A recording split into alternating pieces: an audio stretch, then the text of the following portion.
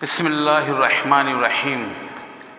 سیدنا فاروق اعظم رضی اللہ تعالیٰ عنہ راتوں کو گشت کیا کرتے تھے، اپنی رعایا کی خبر گیری کیا کرتے تھے۔ کوئی بھوکا تو نہیں، کوئی پریشان تو نہیں، کسی کو میری ضرورت تو نہیں، ریاست کی طرف سے کوئی رکاوٹ تو نہیں۔ آپ بغیر کسی پروٹول کے گشت کیا کرتے تھے، کیونکہ ملک میں شریعت نافذ تھی، قرآن کا نظام چل رہا تھا، اللہ کا حکم اور حضور علیہ السلام کے طریقے پر 100% عمل ہو رہا تھا۔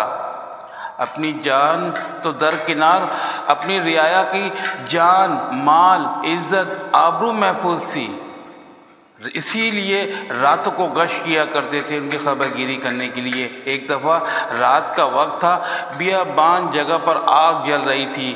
آپ رضی اللہ تعالیٰ عنہ وہاں پہنچے جہاں آگ جل رہی تھی۔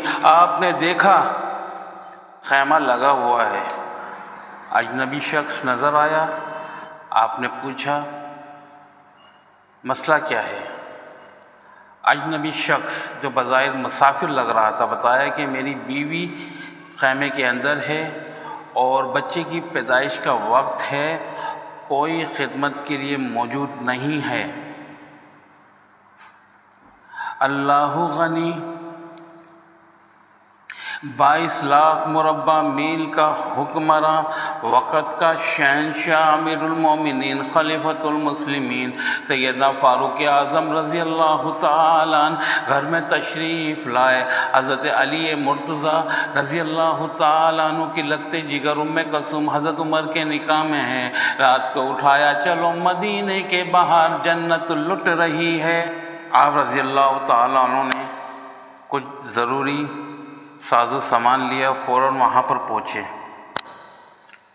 تھوڑی دیر بعد اندر سے آواز آئی، مبارک ہو امیر المومنین، لڑکا پیدا ہوا ہے۔ اس شخص کی پیروں تلے زمین نکل گئی، یہ تو وقت کا شہنشاہ، وقت کا بادشاہ، یہ تو امیر المومنین حضرت عمر ہے۔ معافیاں مانگنے لگا۔ حضرت عمر رضی اللہ تعالیٰ عنہ نے اسے تسلی دی اور فرمایا، میں اپنی رعایا کا خیال رکھنا میری ذمہ داری ہے، میرا فرض ہے کہ میں اپنی رعایا کا خیال رکھوں۔ اللہ سے دعا ہے ہم کو بھی ایسا حکمراں عطا فرمائے، ایسا حاکم عطا فرمائے جب ملک میں شریعت نافذ ہوگی، اللہ کا حکم اور حضور علیہ السلام کے طریقے پر عمل ہوگا تو ہماری دنیا بھی اچھی ہوگی، ہماری آخرت بھی اچھی ہوگی۔ اللہ رب العزت میری آپ کی ایمان کی حفاظت فرمائے، اور جو غیر مسلم ہیں اللہ رب العزت ان کو ایمان کی دولت عطا فرمائے۔ آمین ثم آمین۔ السلام علیکم ورحمۃ اللہ وبرکاتہ۔